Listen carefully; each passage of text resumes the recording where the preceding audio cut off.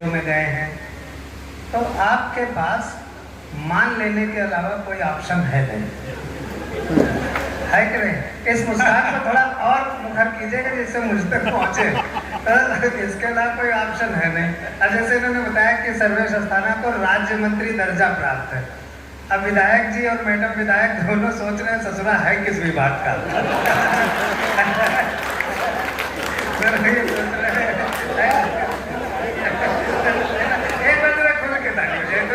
बहुत अच्छे सर्वेश, ऐसे संचालक में प्रवीण है विधायक जी कि नहीं? अच्छा, इतना बढ़िया हंस रहे हैं हमारे विधायक जी, हमें लग रहा है कि बाद में हमसे पूछेंगे कहाँ क्यों। ऐसे ही प्रवीण ने बताया, प्रवीण भाई ने, कि खूब विदेश गए हैं, तो वो भी आपको मान ही लेना है। न तो आप हमारा पासपोर्ट देखोगे, न वीजा चेक करोगे। हम कभी लोग इसी तरह खूब विदेश जाते हैं।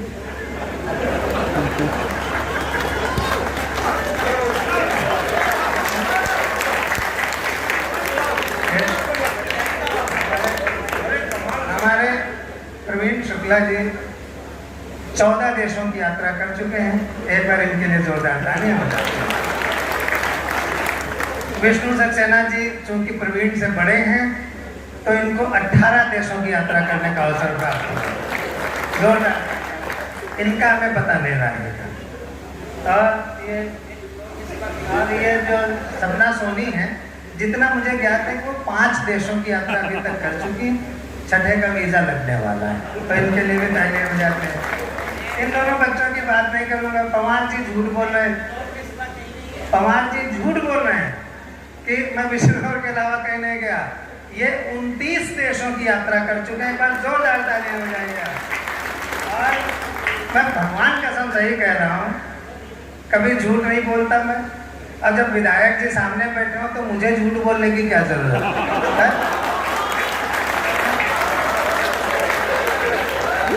नहीं, आप गलत समझ रहे हैं। मैं वो नहीं कह रहा हूँ भाई, आप अभी आपको मनवाएंगे।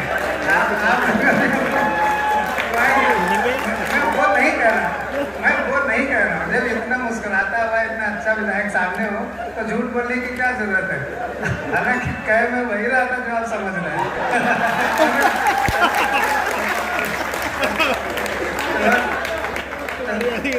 तो मैं सच कह रहा हूँ कि हमारे पवार सर 29 देशों की यात्रा करके आए। मैं एकमात्र ऐसा कवि हूँ जो 30 देशों की यात्रा करके आया। मैं सच कह रहा हूँ। एक बार जोरदार तालियां मेरे लिए बजाइए। और 31वें देश में मेरा हवाई जहाज लैंड करने ही वाला था, बस लैंड करने ही वाला था कि प्रवीण शुक्ला ने जगा दिया, बोले सर्वेश भैया उठो, अमरोहा निकल गया। इस तरह से बड़ी घबराहट, बहुत अच्छे, बड़ी घबराहट थी। जब ये वीर रस के कवि दहाड़ते हैं ना तो मेरा दिल बैठने लगता है। मैं सही में लखनऊ का नाजुक मिजाज आदमी हूँ और दिल बैठने लगता है। इसकी सच्ची घटना है। इसने एक कविता सुनाई कि वो सर्वस्व जो निछावर कर देते वही देश के सच्चे सपूत हैं। मैं भगवान कसम कह रहा हूँ कि एक घटना ऐसी घटी कि मेरा सर्वस्व बस निछावर होने ही वाला था और किसी तरह बच गए। ये 2000 की घटना है। डॉक्टर नीरज सुधांशु जी, सन 2000 की घटना है। करगिल का युद्ध चल रहा था तो वहाँ सैनिकों के लिए एक कवि सम्मेलन कराया गया। बिल्कुल सच्ची घटना, वर्ष 2000 की। तब मैं राज्य मंत्री दर्जा नहीं पाया हुआ था। तो इस बात में भी हंसा जा सकता था, लेकिन जी ना सो क्या करना।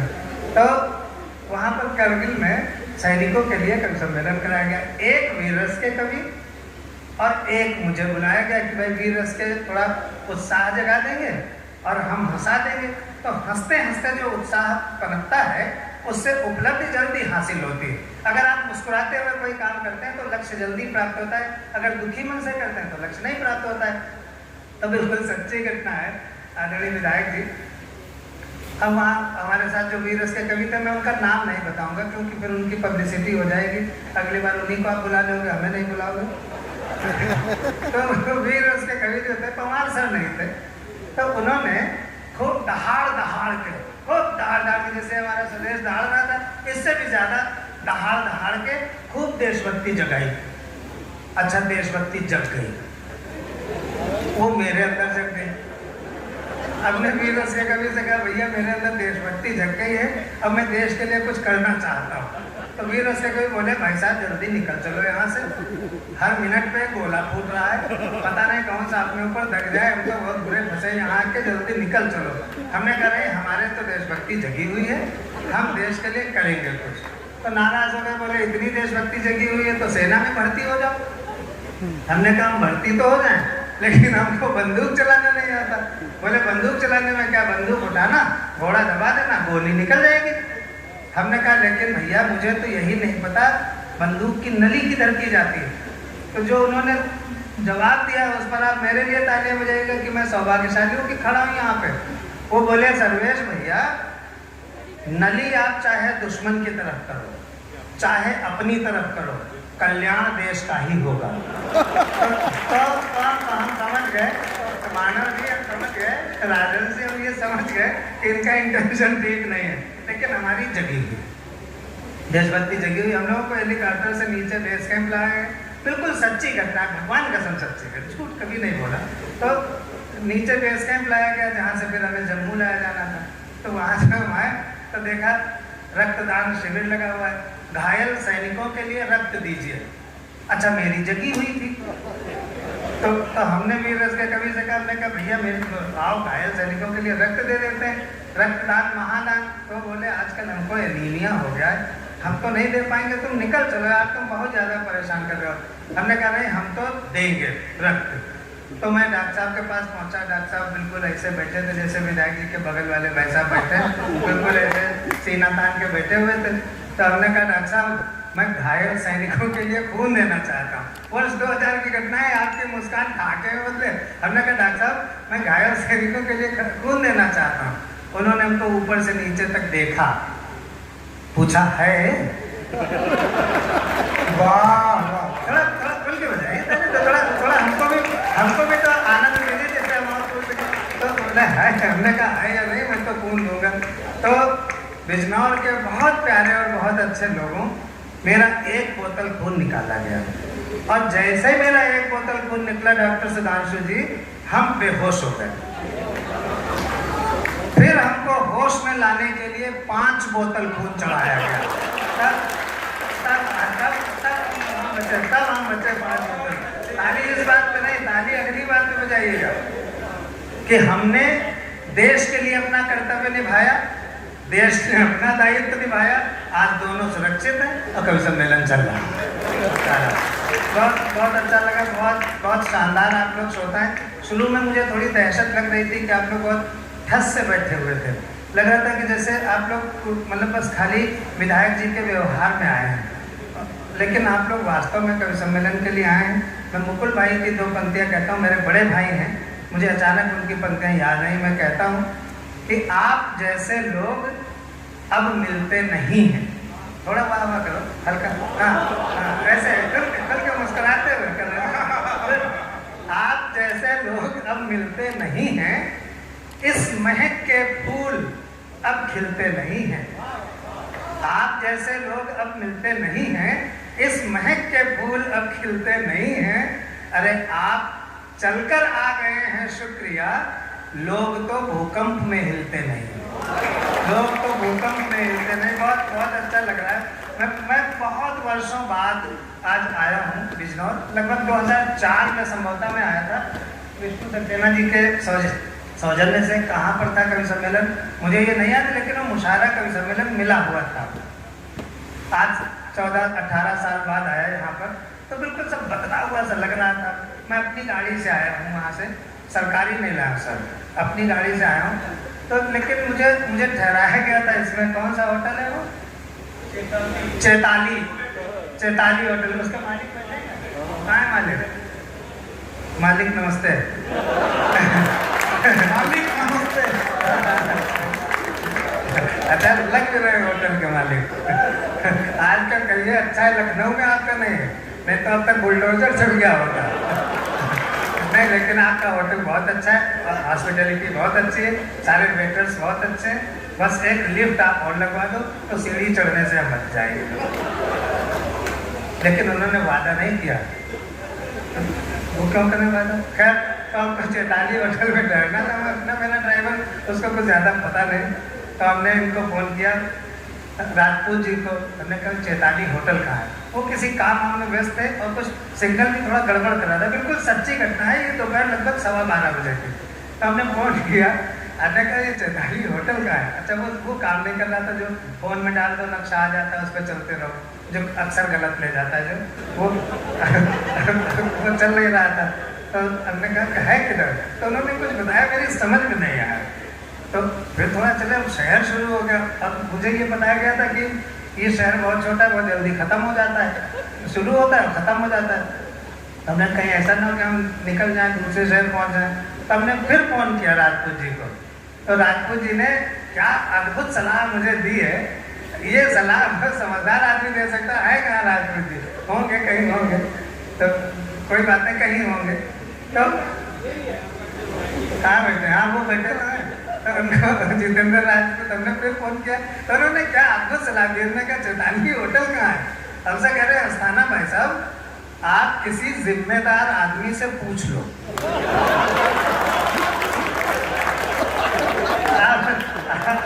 अब मैं मानो भाई, अब मैं यहाँ जिम्मेदार आदमी ढूंढने लगा। जिम्मेदार आदमी ढूंढने लगा।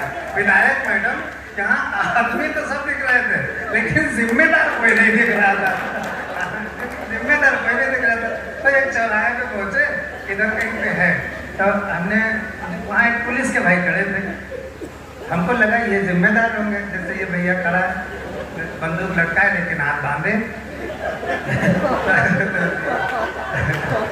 तो आपको बस ऐसे मस्ती कर रहे हैं, आप उसको पकड़ना मत अपना।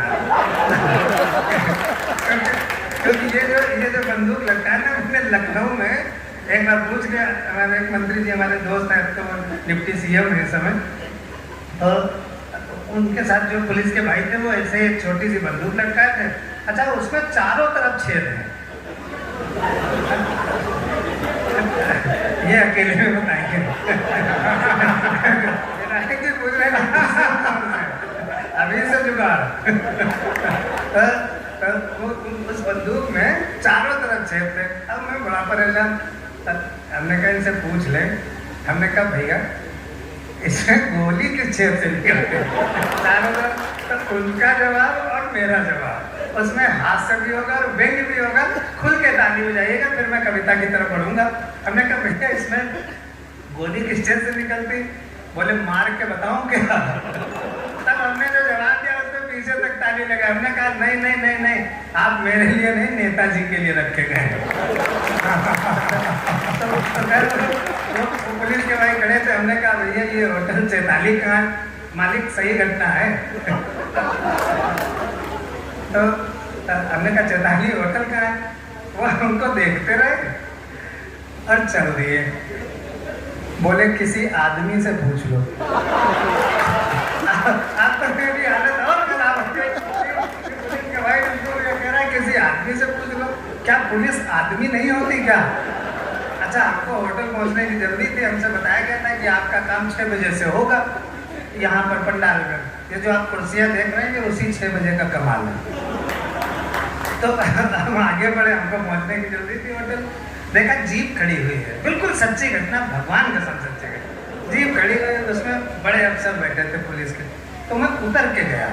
मैं आपको भी एक सलाह दे दूं पूरे बिजनौर को कि जब भी किसी अफसर के पास जाएं तो गाड़ी से उतर के जाएं, वरना वो आपकी उतार देगा। तो हम पहुँचे। हमने कहा भाई साहब, ये होटल चैताली कहाँ है? बोले क्यों? हमने कहा हमको वहाँ जाना है। बोले क्यों? हमने बिल्कुल सच्ची घटना, हमको सोच सोच कैसे आए। बोले क्यों? हमने कहा हमको वहाँ ठहरना है। बोले क्यों? हमने कहा आज जो है वो प्रदर्शनी का कवि सम्मेलन है। बोले क्यों? हम समझ गए बड़ा अफसर है। अब बड़े अफसर की परिभाषा, व्यंग की भाषा और पढ़े लिखे लोगों की तालियां। हमने पुलिस अफसर से पूछा, महोदय बता सकते हैं? प्रवीण तुम थोड़ा वाह करोगे, इसलिए संचालक वाह करता है तो बड़ा ताकत से आते हैं। वाह वाह वाह वाह वाह, ज्यादा ताकत इनके आगे।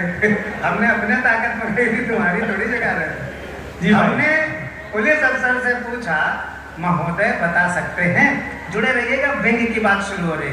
हमने पुलिस अफसर से पूछा, महोदय बता सकते हैं, ये हमने इससे पहले आधी बात छूट गई, नहीं तो फिर मजा नहीं आएगा। हमने कहा भाई साहब कवि सम्मेलन है, मैं कवि हूँ। तो बोले तुम कवि हो, देखने में तो आतंकवादी लगते हो। अच्छा, वो इसको देख के उनको लगा होगा, तो हमने उनसे पूछा आतंकवादी होता क्या, आप जुड़िएगा। हमने पुलिस अफसर से पूछा, महोदय बता सकते हैं, ये आतंकवादी किसे कहते हैं, व्यंग्य की भाषा और पढ़े लिखे लोग। हमने पुलिस अफसर से पूछा, महोदय बता सकते हैं, ये आतंकवादी किसे कहते हैं, वो बोले हत्या कर दो। अगली पंक्ति उठाइएगा, उठाइएगा, मतलब वो पिनाकिल ऑफ द सटायर है, वही शीर्ष है, वहीं पर ताली बजनी चाहिए। वो बोले हत्या कर दो, पकड़े गए तो अपराधी वरना आतंकवादी, पकड़े गए तो अपराधी वरना आतंकवादी। लेकिन हम होटल आ गए, एक कमरे में प्रवीण भाई थे, एक कमरे में विष्णु भैया थे, तो मैं प्रवीण के पास पहुंचा, मैंने कहा प्रवीण भाई ऐसा ऐसा हुआ। लेकिन मैं रास्ते पर ये सोचता रहा कि उस पुलिस के भाई ने ये क्यों कहा, किसी आदमी से पूछ लो। तो मैं रास्ते पर ये सोचता रहा कि पुलिस पुल्लिंग नहीं होती है। मैं तर्क रखूंगा, अगर तर्क मजेदार और अच्छे और सच्चे हो तो जुड़ना थोड़ा आनंद के साथ। हमारे यहाँ जब पुलिस के लोग आते हैं तो हम कहते हैं पुलिस आई है, कहते हैं। जब पुलिस के लोग खड़े होते हैं तो हम कहते हैं पुलिस लगी है। जब पुलिस के लोग चले जाते हैं तो हम कहते हैं पुलिस चली गई। तो बताइए, जो आती है, खड़ी होती है, चली जाती है, वो पुल्लिंग कैसे हो सकती है? तो हमने रिसर्च की कि आखिर पुल्लिंग क्यों नहीं होती, आखिर पुलिस स्त्रीलिंग क्यों होती है। पुलिस का चित्र अपने सामने रखिए। लेकिन मैं भाई साहब आपको हाथ जोड़ के कह रहा हूँ, ये अपनी सुरक्षा के लिए कह रहा हूँ कि ये मैं बिजनौर की पुलिस के लिए नहीं कह रहा हूँ। चाहे जितना मेरे साथ यहाँ घटा हो, लेकिन मैं लखनऊ की पुलिस के लिए कह रहा हूँ, क्योंकि लखनऊ की पुलिस बिजनौर की पुलिस से बहुत अच्छी है। बिजनौर की पुलिस बहुत ही खराब है, ये मैंने महसूस किया। हमारे लखनऊ की पुलिस बहुत अच्छी है, उसको जो दे दो चुपचाप ले ले। अब स्त्रीलिंग क्यों होती है? पुलिस का चित्र अपने सामने रखिए, मेरा रिसर्च और आपकी धीरे धीरे बढ़ती हुई तालियां, तब कवि सम्मेलन का उत्सवी आनंद हम लेंगे। पुलिस जो टोपी लगाती है, जुड़े रहिएगा, रिसर्च बहुत असली है। पुलिस जो टोपी लगाती है, टोपी स्त्रीलिंग। पुलिस जो वर्दी पहनती है, वर्दी स्त्रीलिंग। बेल्ट स्त्रीलिंग, सीटी स्त्रीलिंग, मोटरसाइकिल स्त्रीलिंग, जीप। अब आप तालियों का लेवल चालू करिए, यहाँ से शुरू हो जाता है। तो मोटरसाइकिल स्त्रीलिंग, जीप स्त्रीलिंग, तफ्तीश स्त्रीलिंग, इंक्वायरी स्त्रीलिंग, पूछताछ स्त्रीलिंग, गिरफ्तारी स्त्रीलिंग, हथकड़ी स्त्रीलिंग, डायरी स्त्रीलिंग, हवालात स्त्रीलिंग, कचहरी स्त्रीलिंग, सुनवाई स्त्रीलिंग, सजा स्त्रीलिंग, जेल स्त्रीलिंग, कोठरी स्त्रीलिंग, जमानत स्त्रीलिंग और रिहाई स्त्रीलिंग। इसलिए पुलिस टॉप टू बॉटम स्त्रीलिंग होती है। वाह! लेकिन माननीय विधायिका जी, माननीय विधायक जी, और डंडा भी तो बजाती है पुलिस, वो तो ये केजरीवाल के राज्य में उन्हीं के स्कूल में पढ़ाते हैं। इनको ये नहीं पता है कि पुलिस हमेशा लाठी चार्ज करती है और लाठी स्त्रीलिंग होती है।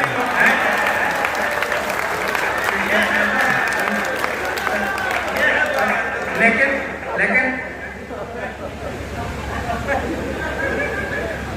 पवार सर ने मुझे बहुत डिमोरलाइज किया, लेकिन मैं होने वाला नहीं हूँ। ये कह रहे हैं मैं बाबा रामदेव से कहकर तुम्हारा मंत्री पद हटवा दूंगा। हमने भी चुप कर दिया, लेकिन शर्त है कि आप ले लेना। तो लेकिन मैं बहुत समझदार व्यक्ति हूँ, मुझे मालूम है, चलते हुए भी आ रहे हैं।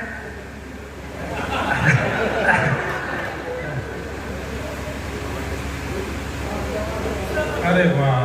ये हमको माला पहनाने आ रहे हैं कि ये भविष्य वाला माला चढ़ाने आ रहे हैं।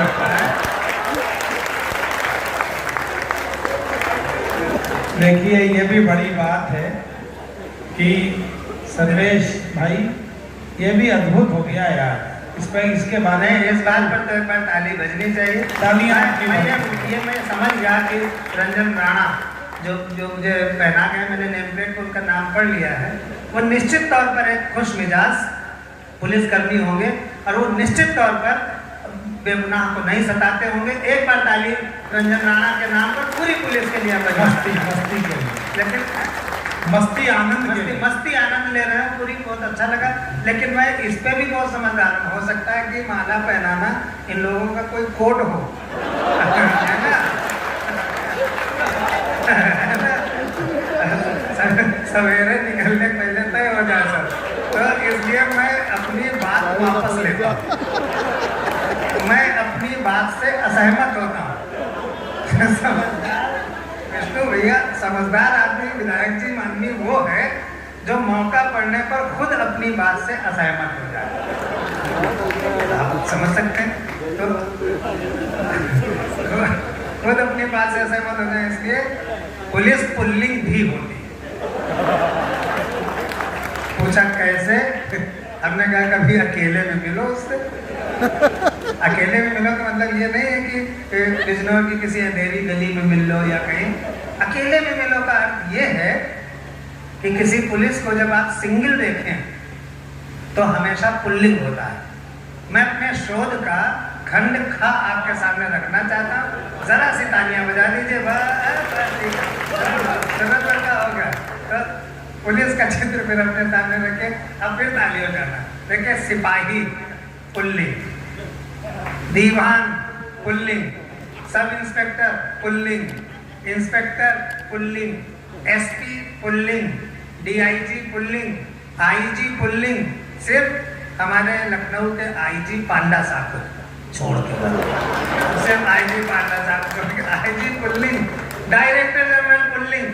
अर्थात अब पूरा पंडाल खुशी की ताली हो जाए, आनंद की ताली हो जाए। अभी नहीं, अर्थात पुलिस स्त्रीलिंग और पुल्लिंग दोनों होते हैं। लेकिन आदरणीय पवार जी की उपस्थिति में, डॉक्टर विष्णु सक्सेना जी की उपस्थिति में ये बात कहना चाहता हूँ, इस पर आप जरूर ताली बजाइएगा। हमारे राजनीति के प्रतिनिधि भी बैठे हुए आदरणीय, और हमारे प्रशासन के लोग भी बैठे हुए। अब जो मैं कहना चाहता हूँ उस पर आपकी भरपूर तालियां चाहता हूँ कि जिस दिन हमारे देश की राजनीति हमारी पुलिस को वास्तव में पुल्लिंग बने रहने का अवसर प्रदान कर देगी, 1 महीने के अंदर हमारे देश से सभी किस्म के आतंकवादों का जड़ से सफाया होगा। मुझे मालूम है हमारे घर में बहुत आईपीएस लोग हैं, हमें मालूम है कि लोगों को क्या भत्ते मिलते हैं, कैसे उनके काम चलते हैं। खैर ये अलग बात है, इस पर कभी फिर बात होगी। तो मैं तो बहुत काफी जम गया।